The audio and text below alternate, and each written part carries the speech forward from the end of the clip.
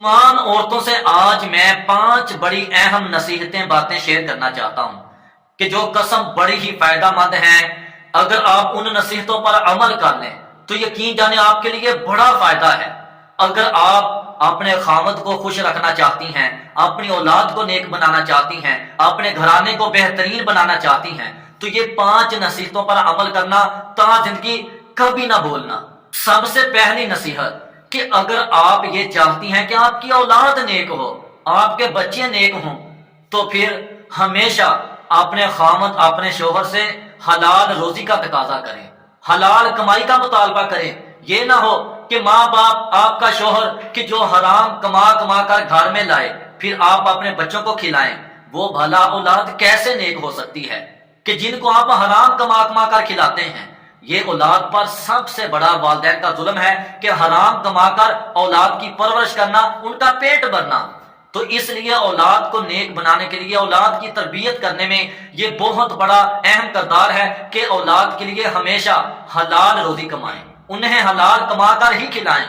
और दूसरी बात, अगर तुम चाहती हो कि तुम्हारी जिंदगी अच्छी गुजरे, सुकून से गुजरे, जिंदगी में सुकून आए, तो हमेशा सदका करती रहना, हमेशा सदका किया करें। ये आप सल्लल्लाहु अलैहि वसल्लम की भी हदीस है, ये औरतों को नसीहत है कि सदका किया करें। और तीसरी नसीहत ये है कि अगर आप अपने घर में खुश रहना चाहती हैं तो कभी भी गैरों की बातों में ना आना, कभी भी अपनी दोस्तों अपनी सहेलियों की बातों में ना आना। जब तक एक मियाँ बीवी, शोहर बीवी की जिंदगी में कोई तीसरा शख्स नहीं आता, तब तक शोहर और बीवी हमेशा खुश रहते हैं। जब लोग उनके राज, उनकी बातों को, उनकी जिंदगी की जो खास बातें होती हैं उनको जान लेते हैं, तो तब शोहर और बीवी कभी भी खुश नहीं रह पाते। तो हमेशा कोई भी घर की बात हो, अपने अंदर कोई बात हो तो अपने तक रखा करें।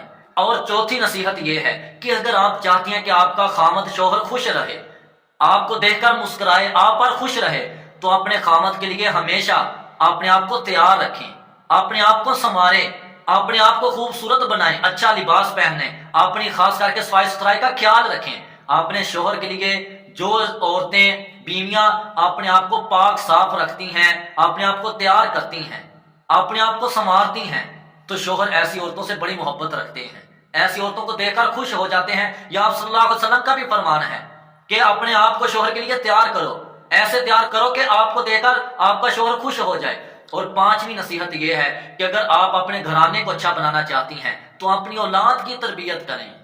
माँ की तरबियत 100 उस्तादों से ज्यादा अहमियत रखती है। तो इसलिए अगर आप अपने घराने को अच्छा बनाना चाहती हैं तो अपनी औलाद की नेक तरबियत करें, अपनी औलाद को बोलने के, उठने बैठने के आदाब बताएं, अपनी औलाद की तरबियत करें। तो ये 5 नसीहतें हमेशा अपनी जिंदगी में याद रखें।